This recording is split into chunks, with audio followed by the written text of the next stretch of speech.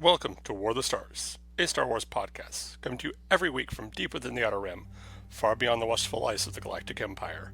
Join your hosts, John Mark Tolley, Garrett K. Jones, and Brian Karasik, as they discuss the various facets of the saga's lore, characters, review the films, and discuss every tidbit of news coming out of Lucasfilm. And remember, this isn't just my Star Wars, this isn't just your Star Wars, this is our Star Wars.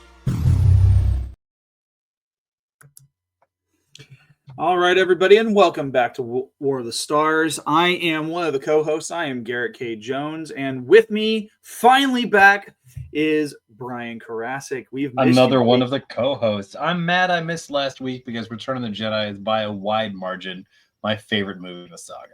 And if I was ever going to take a chance to hold forth at length on a topic, it would be that. So mad I missed it. Yeah, we also did our reaction to the Andor season 2 trailer, and I really would have liked to have had your opinion on it because it was a lot of fun. You know, I am a little embarrassed to admit this, Garrett, but I have canceled Disney Plus, so I'm a little bit behind on the Andor information. Is it just because of the cost, or like I am tired of Disney trying to sell me the same movie again? Huh? And I just can't support it. Like, I love Star Wars. I will always love Star Wars. But after seeing live action versions of The Lion King, Aladdin, Moana, and Beauty and the Beast, like this Snow White one just pushed me over the edge. Like, you know what? I'm going to back off a little bit. So I have ways I'll be watching the show that I will not divulge in a public forum, but just going to be a little bit behind, though. I will say that Andor, the first season, was some of the best Star Wars TV I've seen. And I love Cassian Andor as a character. I love sort of the gray morality that he portrays, even from his first appearance on screen. So I'm excited for it, but I'm behind the power curve on that. I do want to touch just real quick, what I would have said last week is that Return of the Jedi has some pivotal moments. It's the first time we see a Jedi use Force choke. Luke chokes out a Gamorrean guard. It's not clear if the Gamorrean is dead or not, but he certainly does not get back up. So that's a pretty solidly dark side ability used by Luke right there on camera. I also think, and we've talked about this before, I think that Jabba's evidence that Jedi mind tricks don't work on him are evident in the fact that Jabba's the only sentient being who actively tries to kill Luke Skywalker. There's not another creature that tries to kill him. Everybody else just wants him to be on their team. And last but not least, I think it has to hurt Luke's feelings to find out after the fact that Yoda actually knew about the lightning and just didn't give him any heads up at all. And that's not my idea. I saw that, I think it was a cartoon or some humorous media presented that, where Luke's like, you didn't even tell me about the lightning. You talked to me about 15 minutes about not abandoning, about trying to get me to abandon my friends, but you couldn't tell me, oh, by the way, you might meet this evil old guy who's going to strike you with lightning and almost kill you. Not a word. That's fine.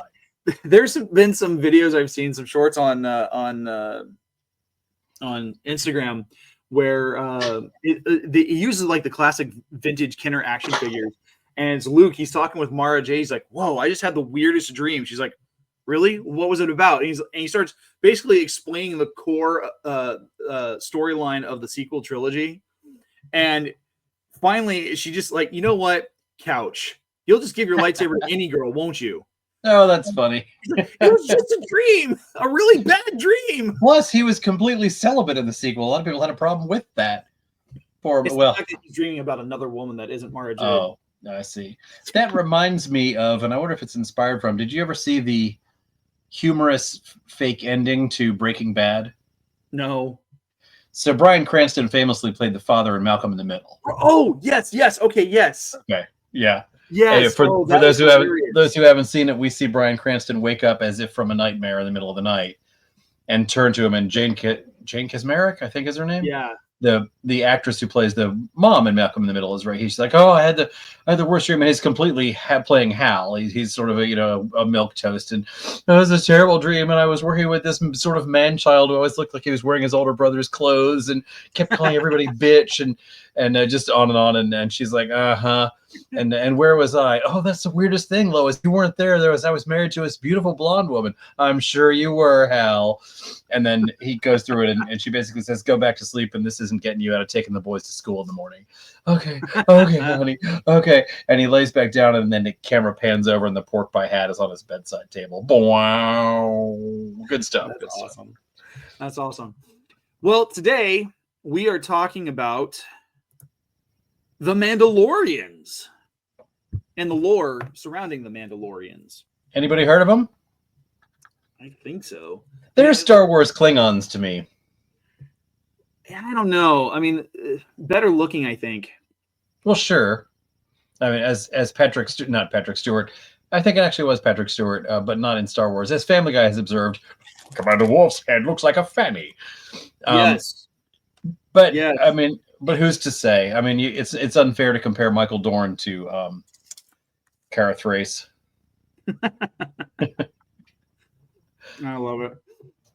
I love it. So seriously though, they are a solidly warlike culture, like very steeped in honor. I will say their concept of honor appears to be sort of flexible at times. There have been some questionably honorable moments that nonetheless won. I think once you start defining winning a battle as being honorable, then any means necessary, right? Yeah, and it's kind of funny. Like I had no idea what the heck a Mandalorian was until like I don't know, like episode 2. Sure. When they started talking about Jango Fett, like had no clue. Like I may have read some of the comics from like back in the Dark Horse days, but nothing ever like explicitly used the phrase Mandalorian. Like it never stood out to me. The first time I remember seeing it is in the Bounty Hunter anthology novel from the EU. Yeah. The short story titled The Mandalorian Armor.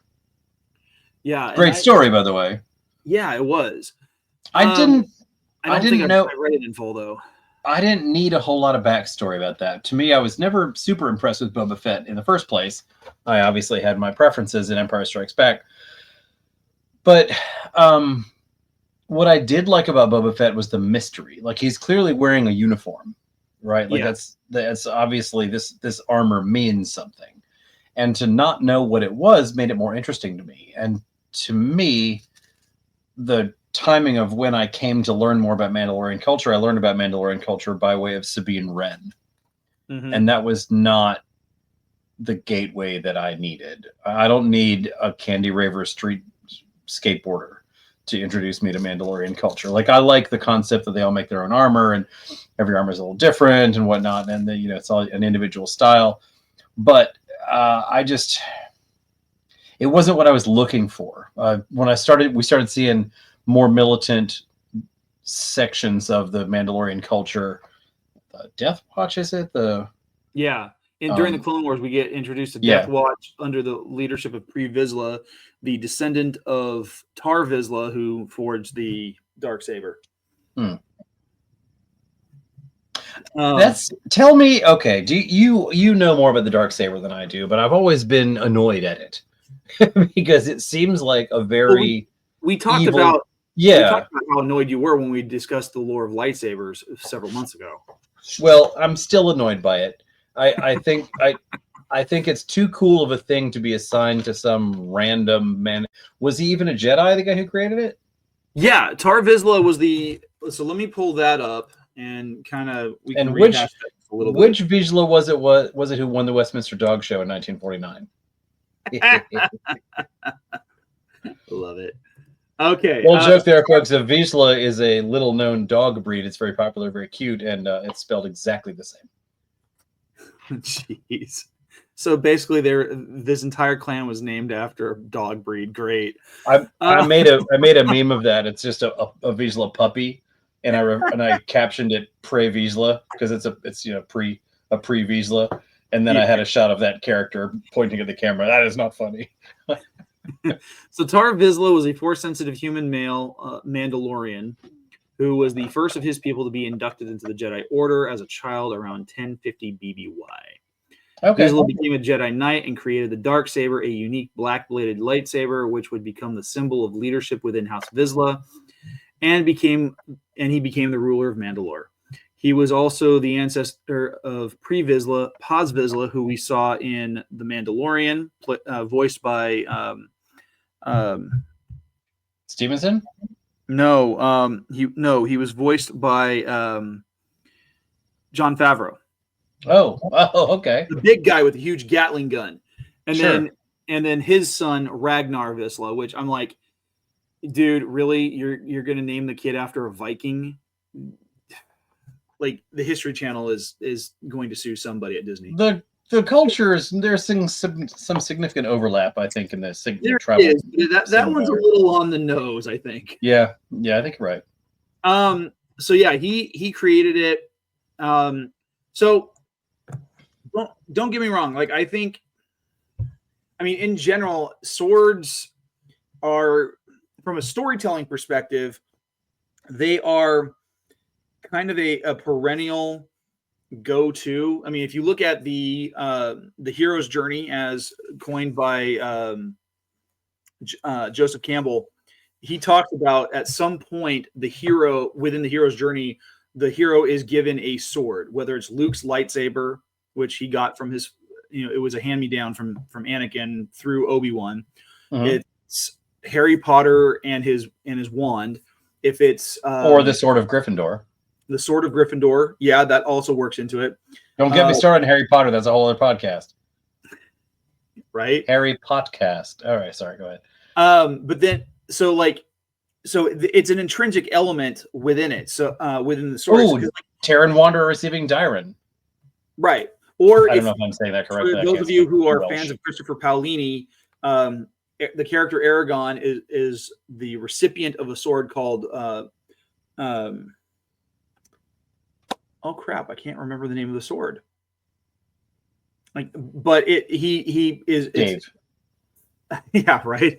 He receives the sword. It turns out to be his half brother's father's sword, who was an evil dragon rider.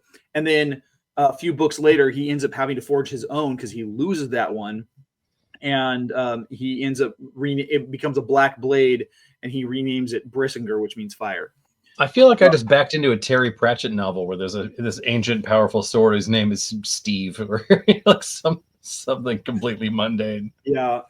So, I mean, like, I like the idea of the Darksaber because it is unique specifically to the individual who made it, because that's the case for all lightsabers.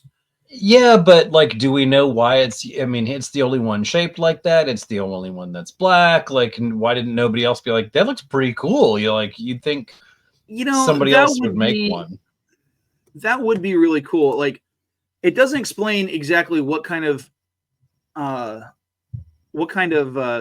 crystal it has inside of it, because you got to go to Galaxy's Edge for that one, right? Hold on. So back in lore, but pre Disney, Kathleen Kennedy, getting rid of the EU, there are various different types of crystals or items that could be used as lightsaber crystals. Like a crate dragon pearl, for example, could be used as one. Oh yeah, sure, I remember that. Yeah. Okay. There was one that I remember.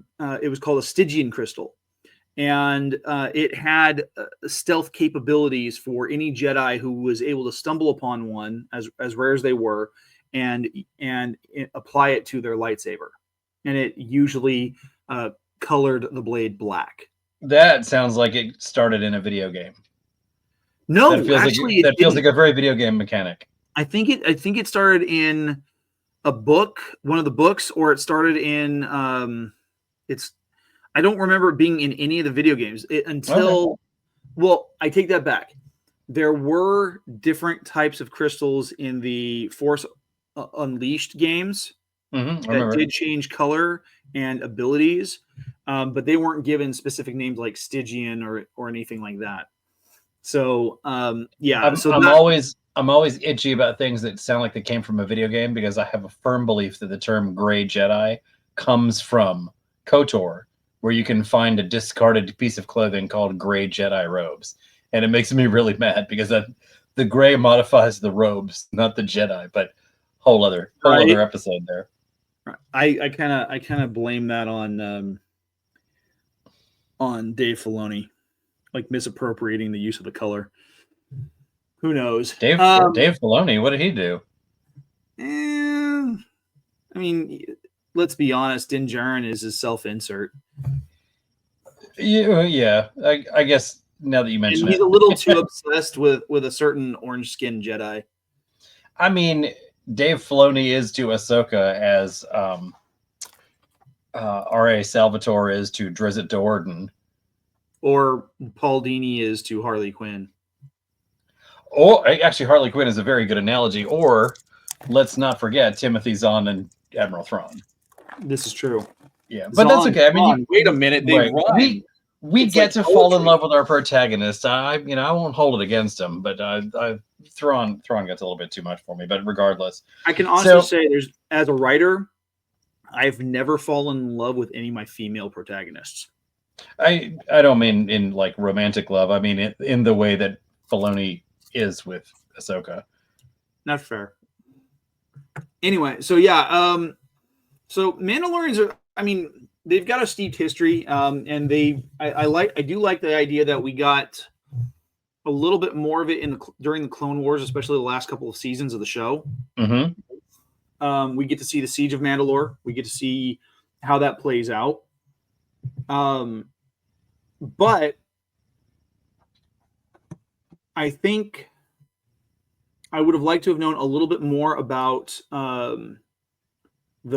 the clan that Din Djarin was a part of, because you've got various different organizations within the Mandalorian hierarchy. I mean, obviously you had Satine Kryze, Bo-Katan's sister, who was the Duchess of Mandalore. She was the leader of Mandalore, and more than likely, her son was probably Ben Kenobi's kid.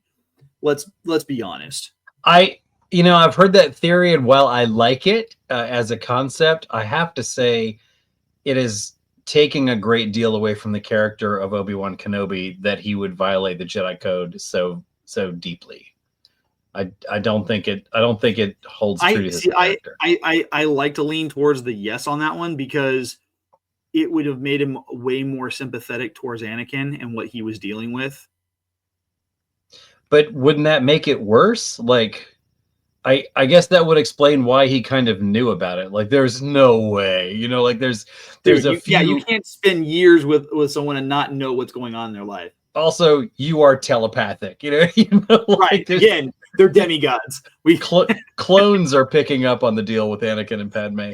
You mentioned Satine Kryze, and I have to mention to you something. I don't know if the fandoms of these two properties do not greatly overlap, but in 2001's Moulin Rouge, Ewan McGregor's character is in love with a dancer named Satine. You're right. I haven't seen that movie. They cannot be together because she is promised to a duke. When you marry a duke, you become a duchess. That is in 2001. In 2008, Obi-Wan Kenobi's character is in love with a duchess named Satine. And they can't be together. They cannot be together because he's a Jedi. So it can't be by accident, like those guys don't. I do think that there's some nods to previous Ewan McGregor work. Sure. I think it's entirely possible. Yeah. Like for example, in episode 1, when Obi-Wan and Qui-Gon are chased by a big fish. Mm-hmm. Did you see that movie? Yeah, I love that movie. It's probably one of my favorite Tim Burton movies. Wow, you're the other one. I've never met anybody else who even knew that was a movie. The visual storytelling was amazing with that movie. I do like, Klingon jokes aside, I do like how the Mandalorians are almost like they're knights. I mean, we hear about Jedi Knights, but Mandalorians are in the similar vein. They cling to a lot of traditions that you wouldn't think you would still be encountering in a spacefaring civilization. They're very object-oriented. You have the sword, you win. You have the mask. Like, does anybody ever have the mask of Mandalore and the darksaber at the same time? I mean, every Mandalorian would just be like, to coin an Archer term, sploosh. You know, like there's no, you know. And I, you know, there's royalty, there's factions. I think it's an interesting culture. I was not impressed with it in meeting it via Sabine Wren. I have since come around on that character, but she gets a little plot armory later in Clone Wars. You remember when Sabine is captured? It's a way to show what a skilled combatant she is. Wait, you mean in Clone Wars or in Rebels? Rebels? Sorry, Rebels. Okay. There's a scene where she is a prisoner of the Empire. Yeah. And she is being escorted to some interrogation. She is barefoot and in shackles. 2 stormtroopers have her in custody. The second they release her, she incapacitates both of them by kicking them, which leads to the old joke about how effective is stormtrooper armor. A literal teenager can kick you unconscious with her bare feet while you're in the armor. Yeah, I've got a paintball mask that's more durable, but regardless, I do think, and it's, you know, taken for what it is. It shows what a skilled combatant she is. It speaks to the combat training of the Mandalorians. I really enjoyed watching her learn how to use the darksaber with Ezra. I kind of came back around to not liking her in the Ahsoka show. I just didn't like how she was played. Because in the Ahsoka show, she was played by a plank of wood. A disrespectful and insubordinate one, no less. Well, I mean, a lot of the stuff that happened, like, again, talking about plot armor, like from a physics perspective, if you get stabbed through the gut with a lightsaber, chances are your internal organs liquefy and explode just because of contact from the immediate heat. Sure. Okay. But we have literally seen Jedi die on screen from being stabbed through the gut. Right. And non-Jedi 2, Han Solo. Right. And how is it she gets stabbed in the gut and she's okay and lives to tell about it? It's all about Mandalorian biology, Garrett. The whole midsection is just connective tissue. All of the internal organs are in the upper legs. Oh, crap. No, you're right. Plot armor, and at some point we have to just willingly suspend our disbelief and say, okay, the protagonist is not going to die in this episode. See, that I think is weak storytelling, because then there's at no point is there any there's no need for them to take a risk, because everything's going to work out for them in the end. You're not wrong, but people like Superman, right? He's been around for 100 years. But true, but what makes Superman a likable character to some is the fact that they have found ways to humanize him in spite of all the powers. Yes, and I do like those stories. So for example, I've got the first 3 volumes of DC's Superman Earth 1, and it's kind of like what the Ultimate Comics were to the Marvel Universe back in the early 2000s. It's a redraft of the mythos, kind of sets everything back to square one. You get reintroduced to a character. Modern uptake, modern kind art. Of grittier. Where I perceived the Ultimate X-Men anyway as being like darker. This was a little grittier, but not like Batman gritty. Because the Batman Earth 1 books get really dark. Like the way they draw Gotham is it looked like a literal like whirlpool drawing everybody into hell. Okay. But with Superman, there's a scene in the first volume where these aliens come looking for him because his ship has been activated. They literally come to Earth looking for him because their planet was neighbors to Krypton, and for whatever reason, they're the ones who caused the destruction of Krypton. But in doing so, they doomed their own planet.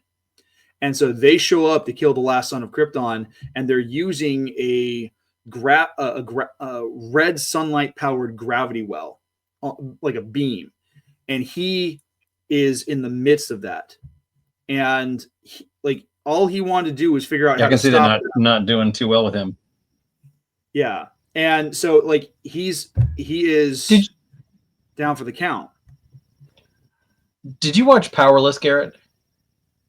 Powerless. It was a one season DC sitcom. Canonical as far as I can tell. With Vanessa Hudgens. and Alan Tudyk. Yes, I love that And show. they work for those who missed it. They work for a corporation that produces commercial products to help everyday people deal with superpowered things happening.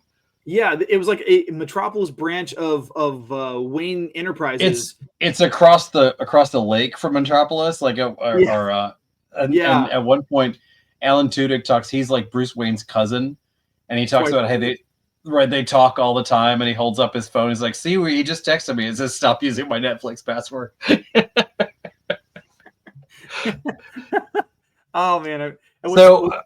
But to your point, though, I think you're right. They humanize Superman very well in a lot of storylines. I find his power set to be boring to the extent that actually PS238 makes a funny joke about it. One of the heroes describes her power set to it. Like she's at a job fair. He's like, "So what you got?" And she says, "FISS, FISS, flight, invulnerability, super speed." And he's like, yeah. What's your hero name going to be?" And she's like, 87, because she's the 87th hero to have that power set. Oh, it's a pretty nice touch. He's like, all the flashier powers get all the good jobs. Like, for example, his job when he's not attending career fairs is he goes to car dealerships and cuts the ribbon and holds a car up in the air and then moves on to the next one. But I don't think they humanized Sabine Wren enough for me. I preferred her in the comic book. Yeah. She was voiced by Tiria Sarkar, I think. Yes, she was. And then they had Natasha. Yeah, Sarkar. Yeah, Natasha and Bordizo. I always mistook her for Sansa Stark's actress. Oh, but Sophie you got to Turner? see Really? Tia, not Tyria. You got to see Tia. Yeah, I just there was something about the nose. I don't know. Tia Sarkar was in The Good Place, and I just loved her work in that. It was hilarious. Yeah, she was funny. I'm always disappointed when you get attached to a voice actress. Like I'm still a little disappointed that they didn't even consider casting Ashley Eckstein in the live action Ahsoka. I mean, she's age and physicality appropriate. I think Rosario Dawson did a great job. Don't get me wrong, but Rosario Dawson will always be Dante's love interest in Clerks 2 to me, whereas Ashley Eckstein will always be Ahsoka. So it was hard for me to bridge that gap. Really, because I always see Rosario Dawson as either the night nurse from Daredevil or the bassist from Josie and the Pussycats.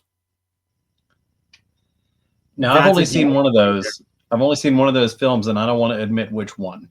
Okay.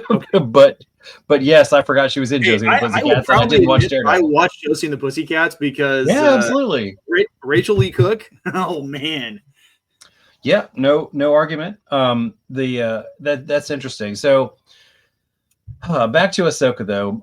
The very first introduction of Sabine Wren is she is abandoning an important event that she is responsible for participating in. And when you're getting called commander, I don't care for the characterization they present her with. Even Captain Solo turned around when he was given a military rank, and I don't know. So I feel like Sabine Wren I would have liked to have seen her portrayed with more of a responsibility, more of a sense of duty as a Mandalorian, particularly as the Mandalorian she was. It seemed like she was too far along in her career to be so dismissive of a duty. Yeah. Oh yeah, it's a total backtracking of the character development that she had in Rebels. And I think it did her a disservice. I mean, it's fine if this is your first encounter with the character you've never watched.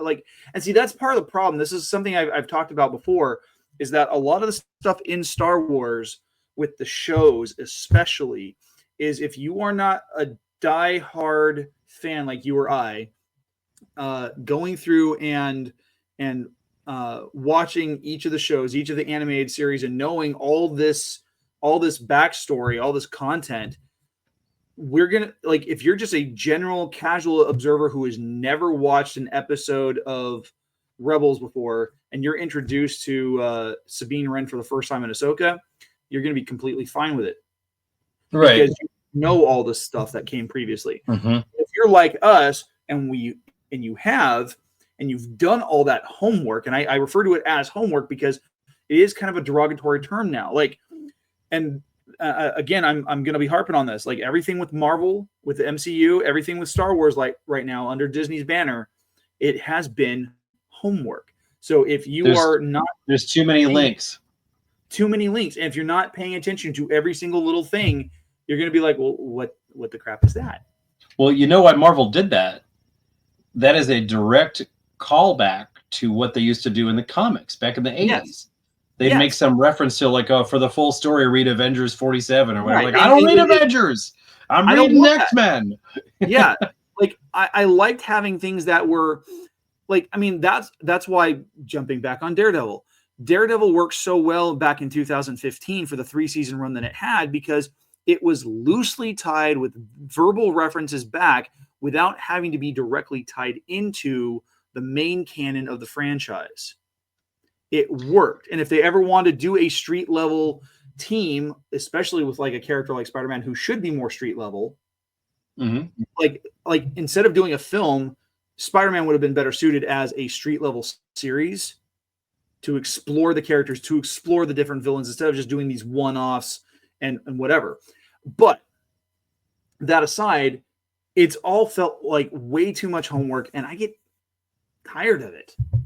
I described Ahsoka, and I love quoting myself because I was pretty proud of this one. I was trying to get my wife to watch this Ahsoka with me, unsuccessfully, because she likes Ray Stevenson, who played Balin Skull. Yeah. We first saw him in Rome. If you watch the HBO Rome series. Yes. Yes, he's very good in that. And he plays opposite Kevin Kidd, Lucius Vorenus. Yes. And Titus Pillow. And Kevin Kidd and Ray Stevenson have a reunion in Clone Wars. They both play Mandalorians. Yes, they did. A nice shout out. But regardless, I couldn't get Claire to watch Ahsoka. She asked me, do I have to watch 100 movies to get it? And I said, similar to what you just said, I said, no, in fact, you're probably better off. Like, because if you have expectations, and we watched the Star Trek movies, just the new ones. Sorry.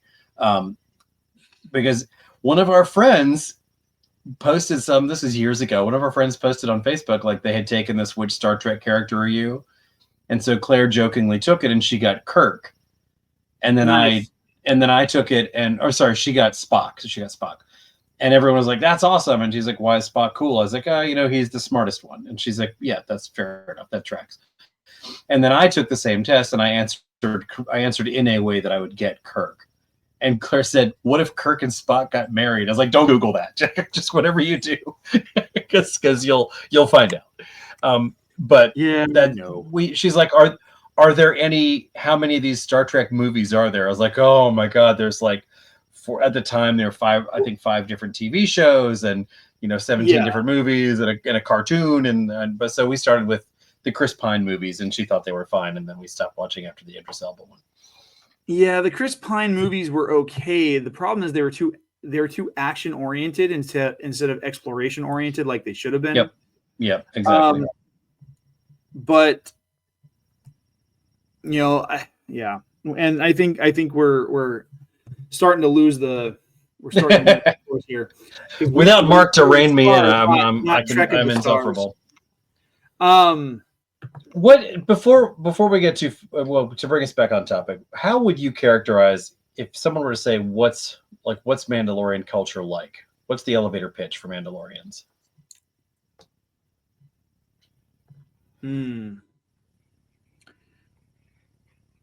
Space Vikings. Space Vikings is good. I was thinking Space Scots. You know what? That's probably even better. Because the Mandalorians did spend more time warring amongst themselves than they did other cultures. To be fair, I've been watching a lot of How to Train Your Dragon, so Scots and Vikings are sort of overlapping with me at this point. Yeah, I've been reading the Little Golden Book version of How to Train Your Dragon on repeat with my son because he saw the trailer for the live action movie. Unnecessarily need to be made. Thank you. and he is stoked. So between watching the original movies and wanting to read this book, I've had to have some fun with it. I will actually start reading the back page in reverse. I've gotten really good at this. Oh, sure. And it drives him bonkers.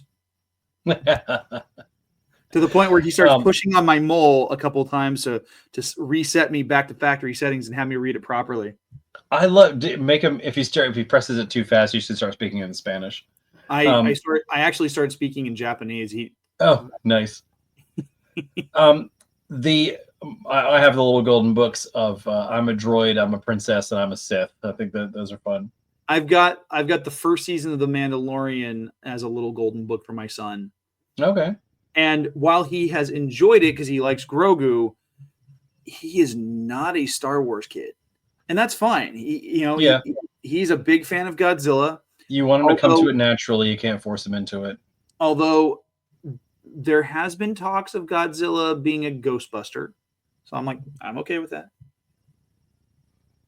Me too, honestly. If for nothing else, I want to see the outfit. Dude, get him the jumpsuit, proton pack. He just has to concentrate his stream, his breath, and dude, he destroys the ghosts. That's gonna sound straw. I like that. Oh, so space Vikings, space Scots. I've used some analogies here. They are reminiscent of the Klingons, reminiscent of. But yeah, I'm gonna stick with Scots. I think I just landed on that accidentally. I think it's a good one. The cool thing I like. And for the longest time before Beskar was ever a thing, like I never knew what Beskar was. I knew what cortosis was, like long before the Acolyte ever, pigeonholed that into existence. And so I always thought that whatever the Mandalorians wore, it was some version of cortosis because it was able to block. I feel like it was like at some point I thought I read that the Mandalorian armor is reinforced with cortosis. And so I don't know, it was just kind of a weird thing. And the Mandalorians were cool, but I just I didn't understand, because we didn't know much about them, it didn't really sink in for me why they should be cool. And a lot of people thought, Boba Fett was great. I'm like, okay, he's got a cool helmet. Great. Whatever. Everyone thought, oh, Jango Fett, really cool. And unfortunately, Jango Fett, he's not he's a Mandalorian, but he's not associated with any Mandalorians beyond Boba, and Boba was just a clone. He's a Mandalorian the way Bib Fortuna is a Twi'lek. He's barely there. Yeah, exactly. And but unfortunately, Jango Fett, everyone made a big deal about him being in Attack of the Clones, and he gets a little bit more screen time, but he suffers essentially the same fate as Darth Maul, in that he looks cool, he's badass, and he dies way too quickly. Phasma, same thing. Yeah. You weren't sad to see her die, though. I couldn't have cared less about the character. I didn't know anything about her to make her worth caring about. I'm telling you, the book and the comic really, really contextualize her and make her worth watching. But that's a lot of homework. Again, it goes back to my homework theory. It's right. If I'm just catching this as a film, I want to care about the characters, good or bad, villain or protagonist, because that's what makes. Think about Die Hard. Okay, Die Hard is I hate to say perfect movie because it really it's not a perfect movie, but it's a great movie. But everything you need to know about the characters you get, not because someone has told you, but because you see it on screen. Our first introduction to Alan Rickman as Hans Gruber, as the villain, we want to know as much as we possibly can, because for the first 5 minutes he's on screen, he says nothing. It is he's introduced in a tracking shot that follows him from the truck into Nakatomi Plaza, and he says nothing until after the gunfire has gone off, until after everyone's in a panic, and he tells them all to shut up. There's just no good way to say you haven't seen Die Hard. I'm familiar with Die Hard via osmosis, but I've never seen the film. At this point, I don't need to. I know a lot of it. Brian Tallulah Karasik. I don't have a date to Die Hard. My wife won't watch it. Christmas Eve. Duh. I agree. I've not seen it, but I'm familiar with the debate. I think it's a Christmas movie. I'm here for you. But no, our December is booked by Home Alone and Nightmare Before Christmas and Elf. Not even the Santa Claus makes the cut? The classics like the old Heat Miser and Rudolph. It's funny to watch that old Rudolph movie because Santa is a real jerk to him. But no, you're absolutely right though, and I do know enough about Die Hard to agree with you 100% that we are shown, not told, and I'll even forgive a certain amount of telling, not showing, if it's contained within the same media. But it reminds me of like when J.K. Rowling came out and said that Dumbledore was gay. You know what I would have loved to seen if that was in the movie. If it feels like a cop out for her to say that, like she just wants to be inclusive retroactively, when he does absolutely nothing to suggest that is the case in 7 movies. Like, come on, nor the books. Like, what the voice of God shouldn't have to fill that in for us after the fact.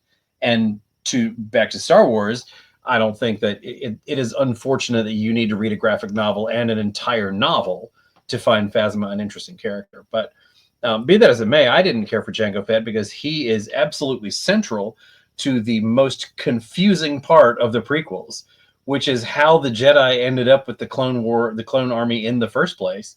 They're like, oh, hey, these inexplicable army of human machines paid for through unclear ways and contracted by an uncertain person who's since dead and strongly affiliated with an amoral assassin. They want to work for you. You trust them, right? And the Jedi collectively go, sure. And Jango Fett is irreversibly tainted by that.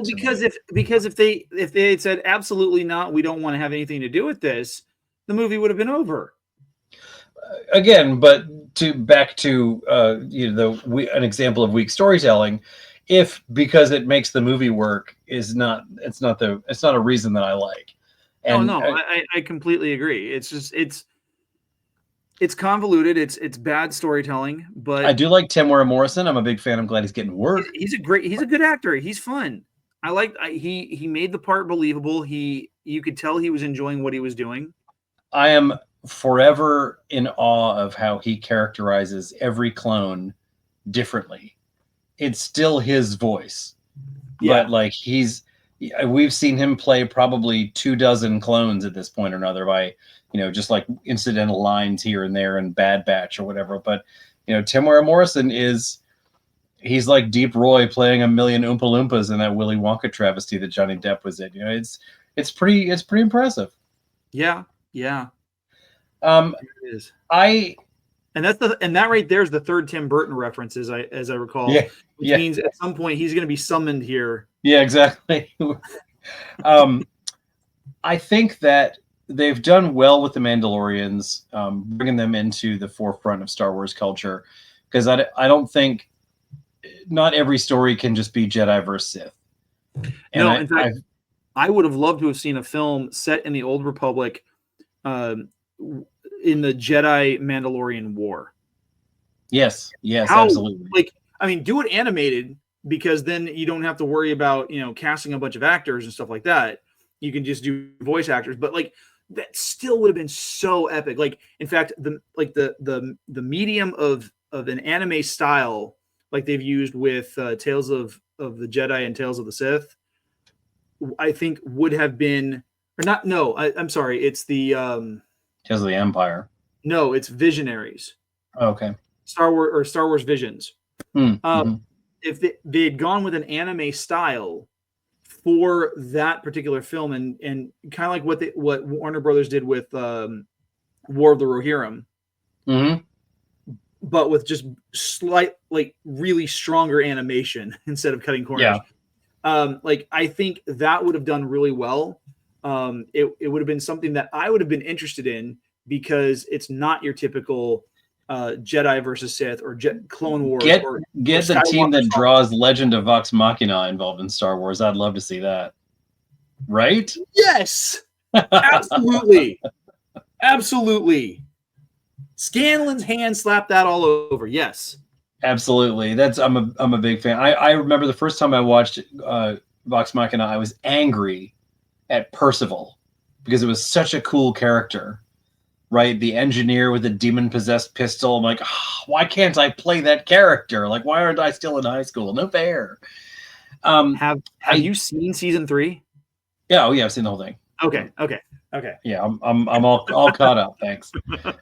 We don't have Disney, but we do have Amazon. So yeah, I was watching that and Reacher. I'm all set on. I still have to start season 3 on Reacher.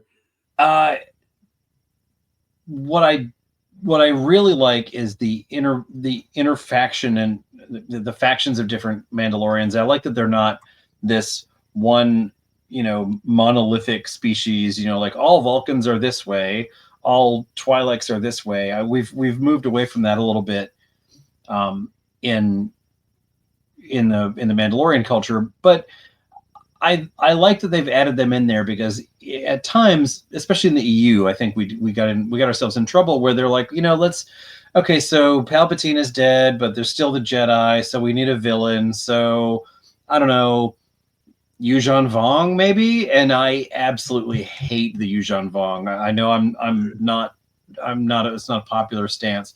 Can't stand that, and as an entire concept. Don't like their imagery. Don't like their concept. I don't like their imagery either. I will say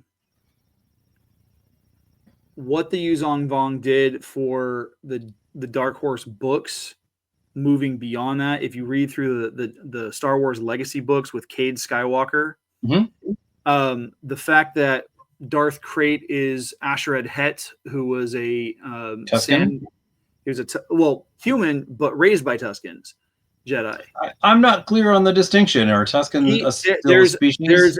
There's an issue of the Clone Wars graphic novel series where he and Anakin are on a mission to a desert planet, and he understands that he knows about Anakin's hatred towards the Tuskens for what happened to Shmi, and he's like, hey, is this going to be a problem working with each other? And Anakin's like, no, but they get caught up in a sandstorm as they're battling bounty hunters or something, and Anakin turns on him and almost kills him because he's just in a blind fury, right? And as one does. And so in order to break the tension, Het removes his mask and shows that he's just a human underneath, and he explains that he was raised by Tuskens. Okay. And so he's got these face tattoos that are all marked up because they look like the faces of the Tuskens before they put on their masks. I had a sense of that, and I always liked the Tusken. I loved that part of the Mandalorian. I mean, the Book of Boba. Book of Boba Fett. Thank you, Book of Boba. There was some overlap there, but I love that part. Meeting the Tuskens. I liked that.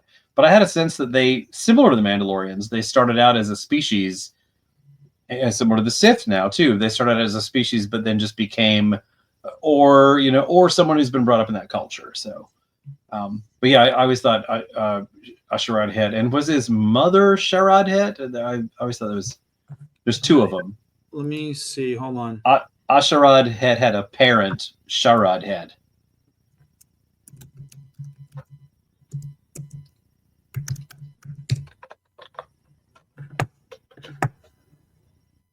The Sharad Het is the guy who played or who became Darth Krayt. Okay. And then his homeworld was Tatooine.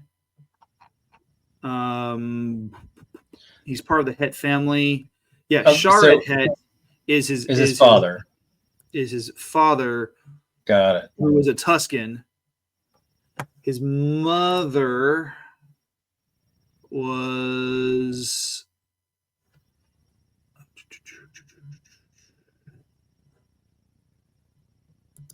her name was Kashyyyk, who was a human female. Are you kidding me? Her name's no, there it is. It's K''SHEEK. Right. Not like the planet.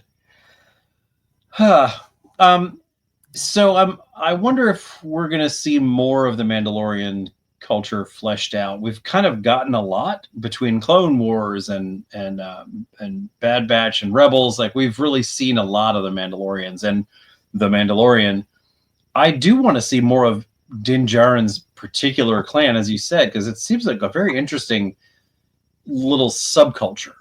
And like we, in the beginning of The Mandalorian, we are led to believe this is how all Mandalorians are, or like but then we meet other ones who like no big deal with the mask. And when there's a scene with Bo-Katan where Din Djarin says something like, "You take off your helmet," and he's pretty upset about it, and she kind of, you get the sense she's like, "Oh God, this guy," like I've been to some neighborhood watch meetings, and there's like a guy who shows up in full camouflage, like he's in riot gear.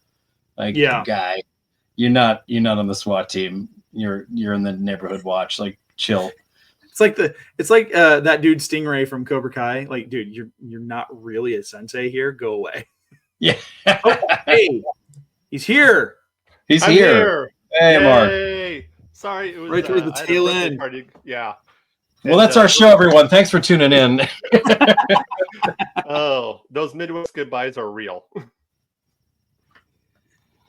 I wouldn't know. 10 minutes in the doorway. Oh, one more thing. 10 minutes. That's they all start the same way. Well. Oh yeah. Oh, you betcha. Oh yeah. Yeah. Well, I'm kind of guilty of the Southern goodbye, where I'm like, well, I'll walk you out, and then we're in the driveway for 15 minutes. Oh, I meant to tell you. Yeah, I've been guilty of that. That's okay. Yeah, you I'm gotta social. everybody there. You gotta say everybody goodbye. Then you got about 40 different conversation that takes another 20 minutes. And you sit back down, then you get back up, then you go to the doorway and. Well, Mark, not to rehash too much, Garrett and I were just discussing, what would you think? What's your elevator pitch for The Mandalorian as a culture? The culture, not the show. What are Mandalorians? How would you describe them? A good analogy, a summary. What have you got? We talked our way around it for quite a while, so don't feel too put on the spot. I think they are. If I was to put them analogous to any other sci-fi culture, I'd say Klingons without the ridges. Yeah. That was like the second sentence I said on this episode was there Star Wars Klingons. Yeah.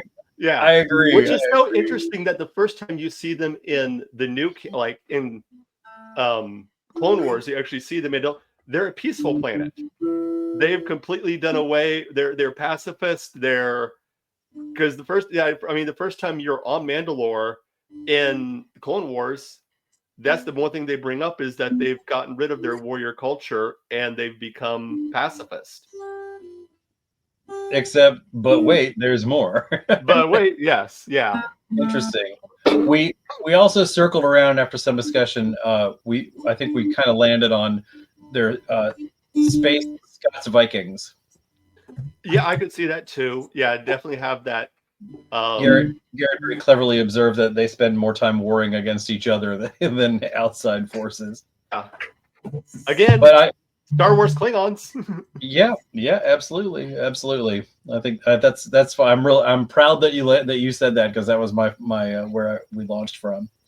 Well, we're looking forward to Space Communists. I'm looking forward to discussing The Mandalorian in particular with you guys, because I really like the in-depth analysis of Din Djarin's culture that we've gotten and what we've seen there. I think the whole Beskar Steel thing is really neat. I like that as sort of like, I wasn't excited about the introduction of coaxium. Like, what is this we've never heard of before? Like, it's introducing an entirely new material that's essential to the entire function of the galaxy can be tricky. And we've never seen it again. Yeah. Thank you. Exactly. Yeah. It's MacGuffinite. But I personally, I did not care for the Mandalorian culture at first. I came around to liking it in Clone Wars and the whole Death Watch thing and the all white Mandalorian armor guys working for the Empire. I gotta like those. But Sabine Wren really gave me a bad taste for the culture, but Din Djarin really brought me back. I'm excited to see more. And I don't think we can let a Mandalorian discussion go without mentioning the Mandalorian Mercs, the real world equivalent to the 501st Costume Club. The Mandalorian Mercs is in my experience is the most welcoming, the easiest to get into with an official costume, because there is not a prescribed you must look like this rule. You know, there's some basics, but overall, I was looking at How to Be a Palpatine in the Imperial 501st. They clarify how many inches your inner sleeve must extend from your wrist, and you know the inch size of the waffle weave on the robe. They are, and deservedly so. This is not a complaint; it's just an observation. Whereas, you know, the Mando Mercs is like, you look like a Mandalorian, you're in.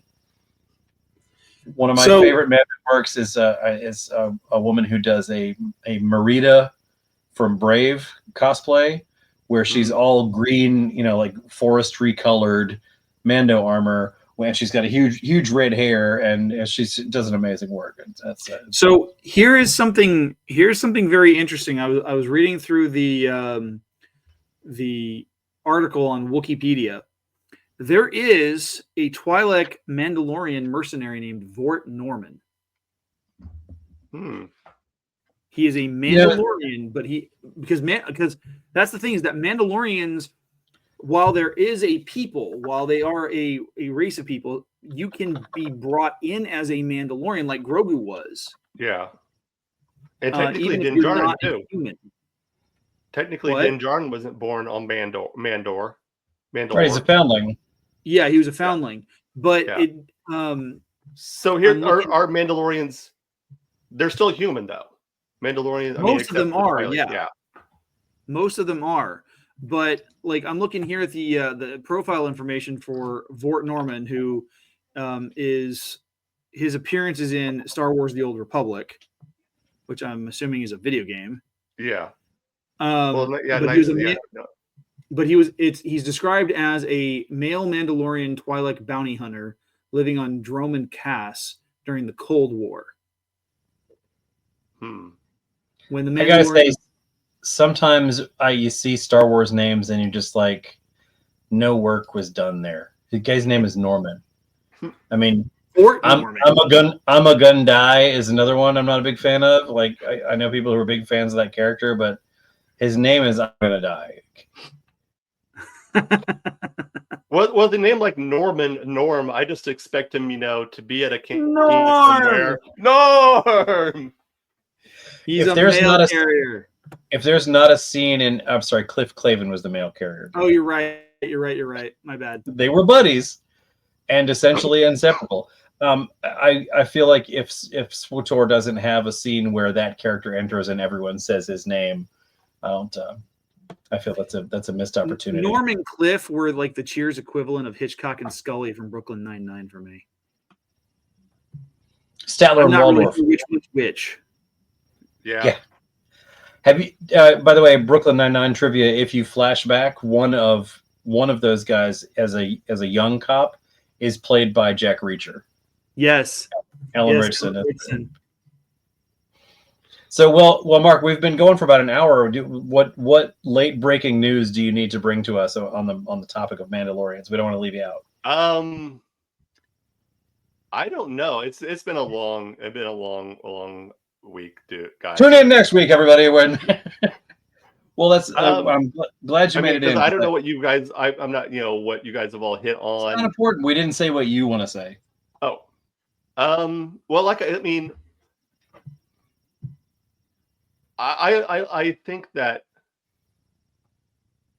the Mandalorians, for me, as much as I loved the Mandalorian series, it's awesome.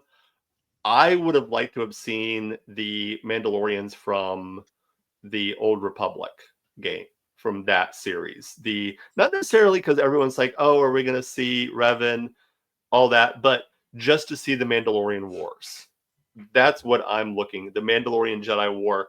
Get into that history of Paz Vizsla. There's a reason we all get along, and there, Garrett. Yeah, and and why, all of that, and even if it was even with the Mandalorian, if they had just been flashbacks, when he's telling the story and you see like bits and pieces. I mean, we saw a little bit, but it was more animated. But seeing, how that started, where did the Mandalorians come from? that kind of era of the Mandalorians is always kind of. And what was it? What was the catalyst that caused him to go and become pacifist for a while? And they even said, I think they said they've been pacifists for centuries at that point. Yeah. Well, I think what happened is super quick. I think what happened is the Jedi nothing. War was kicked off because someone killed a Mandalorian's dog, and the Mandalorians decided to kill everybody. And once they killed everybody, there's nothing else to do. That movie stars Johnny Depp. Dude, I think you just gave the premise for John Wick. Naturally, right? It sounded so familiar. It would be a love hound or something, though, right? A space dog. Yes. You killed my space dog. Look, you're saying space in front of it and make it sound funny, but it's a serious issue. Yeah. I think they've done a good job of. I think of all of the different cultures that they've kind of brought in, they've done a really, really good job of helping flesh out the Mandalorians into a fully full-fledged culture that we're able to see throughout and see them grow. And I like what they've done in a very three-dimensional, in a very not just a very one-dimensional culture. It's a very three-dimensional culture. I think that's one thing that you don't see a lot in science fiction. Is very nice. I want to see more moons. Very, very monocultures throughout science fiction, where everyone, and as we said, Klingons are a perfect example of in Star Wars. They're just all warriors, all of them. But with the Mandalorians, especially what you see in the Clone Wars, you see a very diverse culture that has all different kinds of beliefs and and how they interact with the galaxy. It's a very diverse culture. Yeah, I think Star Wars has become better at that. It's a powerful trope in sci-fi, not just a monoculture, but like a monoclimate. This is a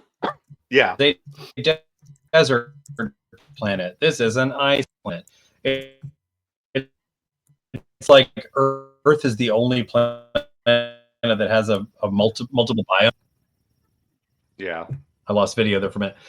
But yeah, I think they've fleshed that out. I like what they've done with the Mandalorians. I like what they've done with the Twi'lek. I really liked how they touched on the Tusken people in Book of Boba Fett. I was really, really excited to see that. And they gave it just enough of it. Like I didn't need another episode about it, but I thought that was really cool. Yeah. So I think they seem to be maybe setting down the Mandalorians as a culture for a little while. I don't know is there really going to be a Mandalorian Grogu movie? It's shooting now. Yeah, but that doesn't mean anything. Like they keep announcing movies that are then canceled. Remember when the guys who did Game of Thrones had a trilogy that was definitely coming out? Right, but I mean, this has been locked in. They're actually filming it now. So unless they Batgirl it out of existence, as a tax write-off, we're gonna see it in the next year. I think we call that Wile E. Coyoteing it, right? It's either Batgirling it or Acme. Yeah, that's it. Wile E. Coyote versus Acme. Yeah. That was the reference I was clumsily making. Yeah. So, it's Mark. I had to apologize for last week. I was telling Garrett I'm really mad I missed that because Jedi's my favorite movie. I would have loved to have taken an extra hour to discuss, but that's all right. We'll circle back to it. Well, we missed you this week. I'm glad you were able to come in. I am too. We and our running gag of one of us being missing is continuing famously. Next week, none of us will be here. Next week, Garrett won't be here, but we're gonna get Randall Park to play him, and just not acknowledge it at all. Dude, okay. My son the other day I was over at my parents' house and we were waiting for my just hanging out with my son, and we were waiting for my dad because we were gonna go drive and meet up with my mom for dinner. And my son likes to climb on my parents' furniture and jump the couch to the ottoman, and then from like the ottoman to another chair, and he goes around in these loops. He's standing on the arm of my parents' couch. And I said, don't do it, dude. Don't do it. And he jumps, like clears. He jumps, he clears the gap, lands on the ottoman, and immediately bounces down into like a Spider-Man pose on the floor. And I'm like, what are you doing? Parkour? And he just starts repeating the phrase parkour as he runs through the house. And I'm like, oh my God, what have I done? You've raised an Office fan.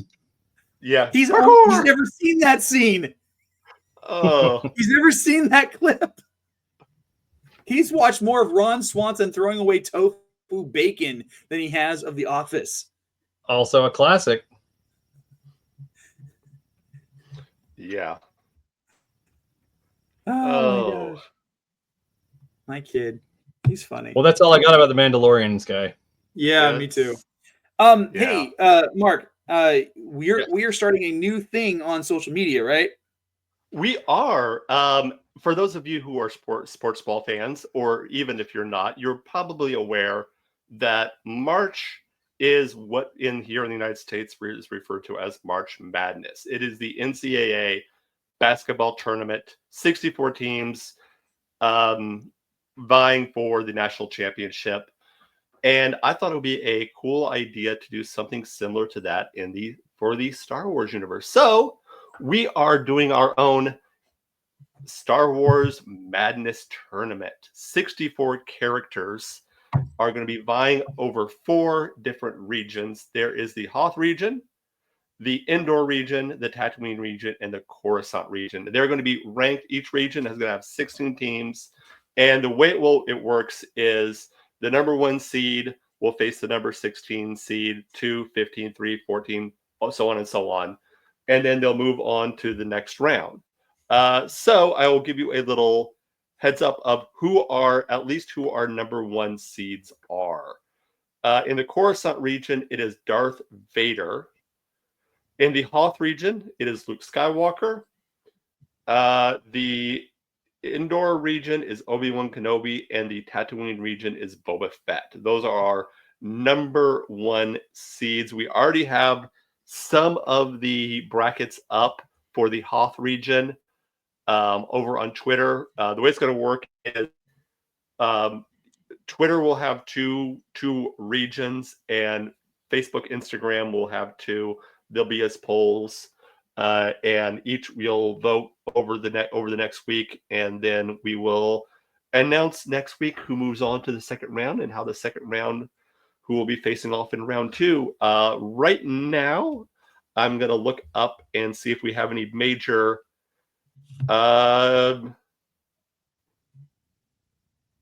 upsets going on. Oh, here's one that's kind of interesting. Cassian Andor is beating Lando. That is a little surprising. And Obi-Wan. Yeah, I've got the stats right here on I pulled them up right now. Obi-Wan Kenobi and Bodhi Rook are neck and neck at 50%. Yeah, they're tied. Ahsoka Tano is beating Chirrut Imwe 67% to 33. Cassian has a commanding lead of 100% of the votes. Then it's Jyn Erso and Poe Dameron at tied. Kanan Jarrus at 100% votes against Finn. That's Zeb, an interesting matchup. Yep. Zeb has 67% of the votes against Rey, which that makes sense. That's an unfair matchup. Yeah. Ezra Bridger has 75% of the votes against Kylo Ren. And then Sabine Wren and Harrison Dula are tied 2 votes each. Yeah. So, yep. Yep. And we will get the probably tomorrow we'll get the start getting the other brackets up. And we will each week we'll just kind of break down a little bit of how the different brackets are doing. And hopefully we will make the ultimate say ultimately once and for all, without any doubt, any controversy, who the greatest Star Wars character of history is. And that will settle all arguments. Is that why we recused Palpatine? Watch the Sarlacc pit comes out of nowhere for the win. Yes. Or what is it? The Nygoth, the thing in the trash compactor, Nyloth? Dianoga. Dianoga, thank you. Oh yeah. What was I thinking? Yeah. Oh well. Yes. Nygoth was funny, when I was trying to put this together, I was using AI to kind of work out the ranking, figure out the rankings, and come up with something. And it kept giving, like, first of all, it was giving like 3 different versions of Luke. It was like Luke Skywalker, Hoth Luke, Luke on. They would give stormtroopers. I'm like, no, I don't. I want named characters, individual, actual, not like stormtrooper, not like Jawa. No actual. If there's a Jawa that has a name, yes, fine. I've had some good luck with generative AI, but you really gotta argue with it sometimes. You do. Sometimes you're like, no. But yeah, so that should be a lot of fun. Find out who the greatest Star Wars character is and why it's Chopper. The Kenny McCormick of Star Wars. Right. Well, he doesn't die nearly as often as Kenny does. No, he does the opposite. He has an orange he kills hood everybody. And most There's a of what he reason says is probably why he earned the nickname Murder Droid. Yeah. Did you guys read